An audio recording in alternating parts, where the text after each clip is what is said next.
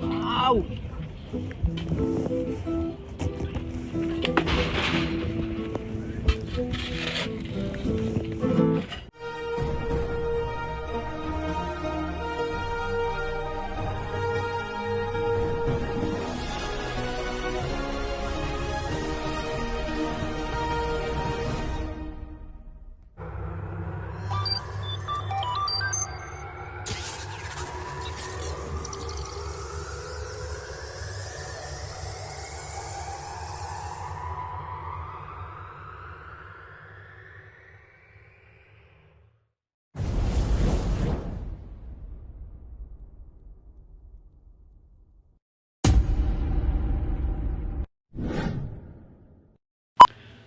Good morning! Hello everyone! Welcome back to my vlog.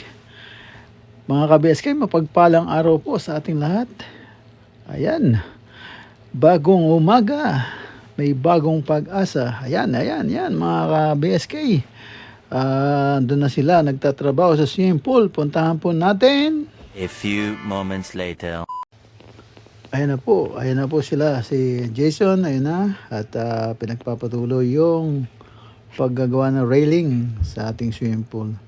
Ayan, at tapos na sila din sa kabiyak. At isang diretso na lang. At konting paliko. Ayan. Okay na. Saglit na lang yan. Konting oras na lang yan. Tapos na. At yun. Maumpisahan na nila yung sa hugasan ng paa. Ayan. Hindi pa kasi po tapos yun eh. Nag-grab lang sila doon. Ayun, at yun ang susunod nila pagkatapos niyan. So abangan natin mga ka-BSK kung anong maging improvement. Ayan po si Jason mga ka-BSK at nagwe-welding sa poste, at yung isa naman nakasama niya nag-grind.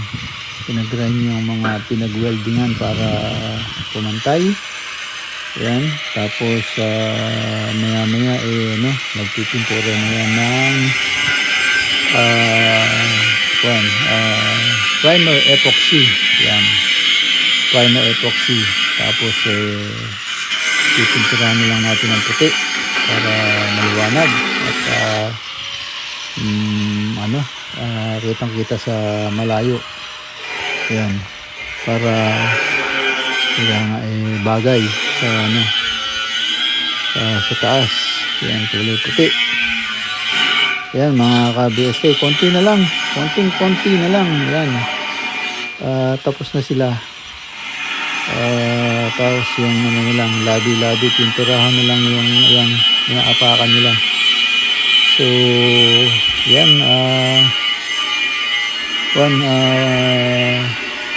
yung kulay na pipintura nila dyan yung natirang pintura lang, para wala tayong masyadong maraming tirang pintura. Yun yung hindi kailangan ngayon nagamit natin. Yung in order na chocolate brown na hindi na ipinta. Hindi ko alam sinong may gusto ng chocolate brown. Wala naman ako sinabi nun. So kaya yun, ginamit natin. Hinaluan ko ng kulay puti. Ayan. Kaya yun ang kinalabasan. Yun, maganda. Almost nga doon sa gusto namin kulay. Almost. Yung napahid dun sa labas ng wall. Mali kasi yung sa cellphone iba ang dating sa mata namin. Yun, iba talaga yung pangalan na binibigay namin, wala naman doon. So kaya imamatch na lang sa kulay. Ang problema yun, naturo ni Commander, hawig daw doon. Ngayon pala, cellphone, hindi tama ang kulay. Yun, pakalayo. Pero, turn good naman, sa pagka, nagawa natin ang paraan na nagmukhang maganda rin. So, yan. So, ito, at malapit-lapit na sila. Mga ka-BSK, malapit na talaga. Ayan, pagkatapos dyan, ayun na, nakausog na sila. So primer na yan. Tapos habang nagpipintura yun, yun naman si Abang Jason naman ang babanatan yung dun sa hugasan ng paa. So yan, papakita ni Jason kung paano magkanto mesa. Kaya mga BSK, tapos nito kakain na sila, magla-lunch. 346 minutes later. Ayan mga ka-BSK, nahuli ang cameraman. Ayan, tapos nila mag-lunch, yan na, nagawa agad ni, nadagdagan agad ni Jason. Yan na, ang hugasan ng paa.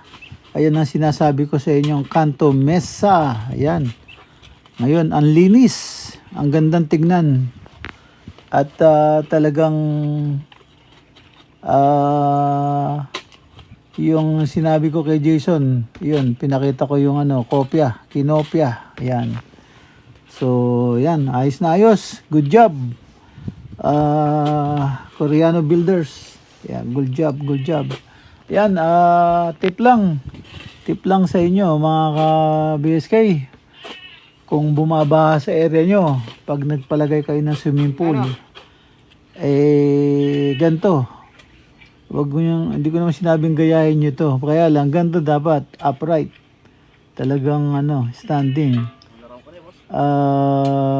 Kung bumabaha, safety yung swimming pool mo. 'Di ba? Safety. Malas mo pagka sumobra sa 6 feet yung tubig.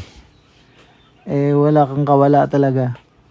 Pero, kung bumabaha, ganito dapat ang gawin niyang swimming pool. Yan, kulang lang sa pero kita nyo yung design ko, ayan, 'di ba? Kung bumabaha, sakto-sakto 'yan. At ang kagandahan niyan, maayos mo yung ibaba niyan. Malagyan mo siya ng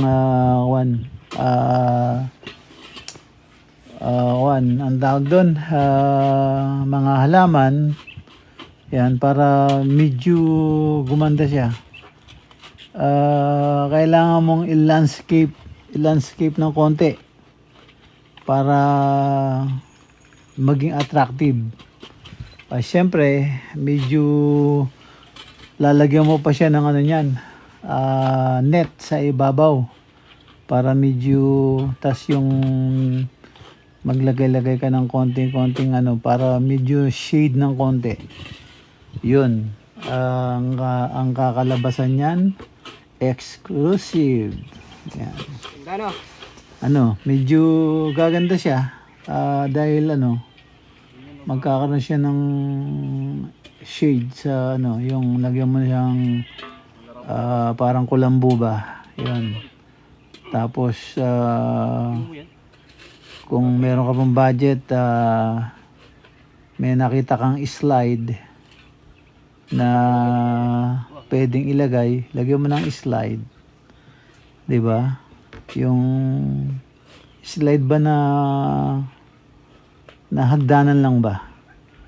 'Yun. Tapos yun, may slide ka papunta sa tubig. Yung slide lagyan mo ng konting parang gubat-gubat. Lagyan mo ng halaman. Oh, 'di ba? Yan, idea lang 'yun. Kung tingnan natin pag andyan na tayo, malikain yung isip ko nila sa yan, ng maganda ba? Kininis mo na yan. Yan, sakto, di ba? Pwede na magbabad pag sobrang init. Pwede ka nang magtampisaw.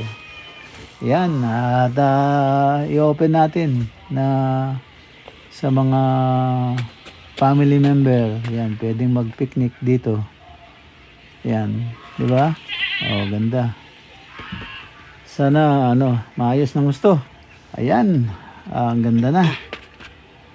Ang ganda-ganda na. Ayan pinipinturahan na ni Kabalen.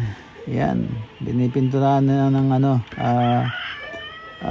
primer epoxy. Yan, primer epoxy. Bilis, sunod na yan. Sunod na, kwan. Yan habang yung sa baba naman, binabanatan ni Jason. Yan. Tapos, yan, bago mag-dilim, siguro, finish na yun at nalagyan na ng forma yung kasi,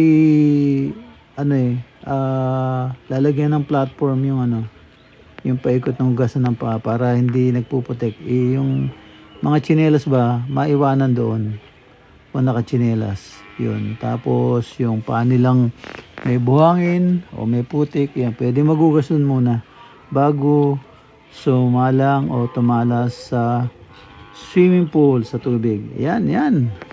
Malapit na. Ayan si Kabayan at huwag kang masyadong uusog. Kabayan, baka makalimutan mo. Wala pang tubig yan.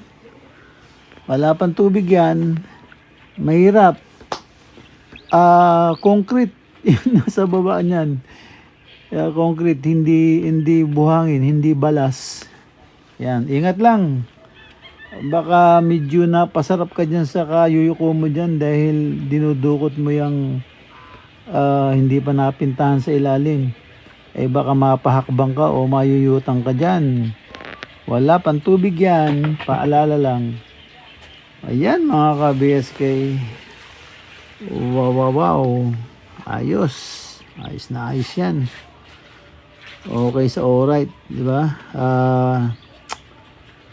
Buti na-save natin. Ayan na. Ginagawa na ng platform ni Jason. Ang bilis, ha. Ayan, mga ka-BSK, nagawa agad ng platform ni Jason. Mag-aalas 5 na kasi. A few moments later.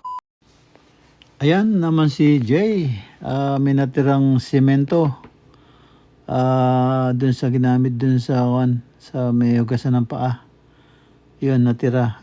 Pinahid ni Jay dyan sa para ma-finish yung plant box natin. Hindi mapinturahan kasi wrap na wrap yung ginawa nung unang gumawa Yun, yan. Bali, redo. Ayan nga. Ayan, kinikinis ni Jay. Yan. Buti na lang masipag tong kasama ni Jason. Ayan, pareho silang Jay. Ayan. Kaya yan, medyo bukas bubuhusan yung yung ginawang forma doon, pati na yung sa may gate, bubuhusan din yung para hindi mahirapan daanan. So magsisimento sila doon mga 1 meter pa sa may tabi ng gate para medyo level sa sa lupa para hindi mahirap daanan. Yan, samahan niyo po kami at abangan niyo po bukas yan. Ayan, medyo masipag-sipag tong si Jay, yung kasama ni Jason. Yan, tapos yung kanina epoxy primer. Yan. Tapos yan, nakita niya may tirang simento, para hindi sayang pinahid niya dyan para mag-finish at kung meron pa tayong pintura mapinturahan. Pag wala saka na natin pinturahan. Ayan, ayan, mga ka-BSK. Baka meron pang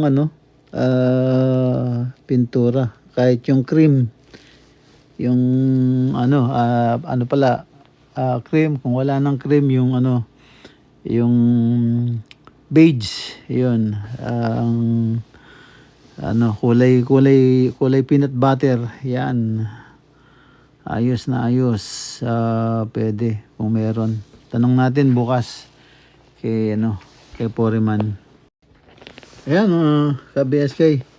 At ayan, ubos na yung simento na natira na ipahid na ni Jay. So walang sinayang na halo at ayan. Sipag ayan, malapit na rin matapos 'yan. So bukas sila simento doon sa platform saka yun sa may gate. Abangan nyo po yan mga ka-BSK at kita wawi na yun, pipinturahan na lang ng puti. Yan mga ka-BSK, ang sipag. Shoutout dyan Jay at Jason, shoutout. Ayan, at shoutout din kay Glycel. Yan, nasa Cebu. Shoutout ng Glycel. At yan, nakausap ko siya kanina sa Messenger. Yan, meron tayong tinanong sa kanya. Buti weekend, hindi siya busy. Yan, shoutout. Thank you, Glycel. At shoutout din kay Ansky. Yan, ng Pasig. Shoutout dyan. Siyensya na. At yan, sobrang busy natin. Pero malapit na. Konting kembot na lang. Tapos na lahat to. Yan, shoutout ulit sa'yo dyan. Ayan, at shoutout din sa lahat ng aking subscriber at silent viewer. Ayan, nood po kayo. At kung sino man po makapasyal dito sa aking channel. Ayan, kung nagustuhan nyo pong channel to, mag-likes po kayo at subscribe at share na rin po. Ayan, yan. Ayan mga ka-BSK. At ayan, ang sipag talaga ni Jay. Inubos niya talaga yung halo, wala siyang sinayang. Ayan, shoutout sa iyo Jay. Ayan, tapos na naman po ang ating maghapon mga ka-BSK. Ayan, at kita-kita tayo sa sunod na upload. Ayan, kita-kita tayo bukas mga ka-BSK. Ayan, thank you for watching. Ingat po dyan and God bless. Bye-bye, bye-bye. Bye-bye, bye-bye.